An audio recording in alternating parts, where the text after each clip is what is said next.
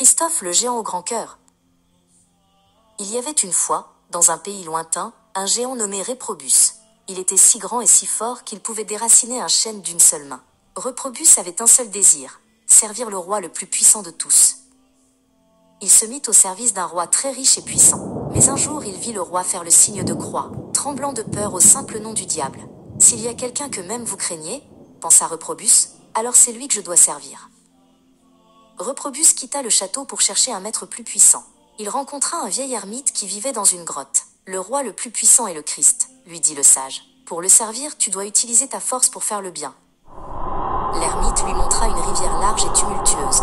Beaucoup de gens se noient en essayant de traverser, dit-il. Utilise ta force pour les aider à passer en toute sécurité. Ce sera ta façon de servir le Christ.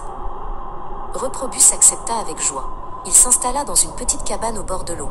Et, chaque jour, il faisait traverser les voyageurs sur ses larges épaules, les protégeant des courants dangereux. Une nuit d'orage, alors que le vent hurlait, Réprobus entendit une petite voix l'appeler. « S'il te plaît, géant, peux-tu me faire traverser ?» C'était un petit enfant, seul sur la rive. Réprobus prit l'enfant sur ses épaules et entra dans l'eau. Mais à chaque pas, l'enfant devenait de plus en plus lourd. Le géant luttait, s'enfonçant sous un poids immense, comme s'il portait le monde entier.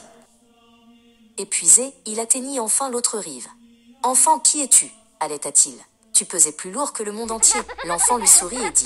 « Tu n'as pas seulement porté le monde, Réprobus. Tu as porté son créateur. Je suis le Christ, le roi que tu cherchais. Désormais, ton nom sera Christophe, ce qui signifie « porteur du Christ ». Va et continue ton bon travail. »